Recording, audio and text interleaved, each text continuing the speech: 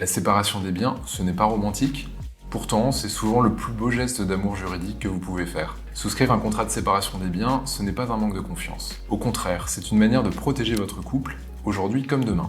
Vous avez chacun votre patrimoine. En cas de dette, vos créanciers ne pourront pas venir chercher sur les biens de votre conjoint. C'est une vraie barrière de sécurité vis-à-vis des créanciers. Si un jour vous divorcez, ce régime matrimonial permettra de dire ce qui est à toi reste à toi, ce qui est à moi reste à moi. Les biens ont été identifiés dès le départ, dès le début du mariage. Moins de tensions, moins de conflits, moins de douleurs en cas de divorce en séparation des biens. Mais attention, séparation des biens ne veut pas dire séparation des cœurs.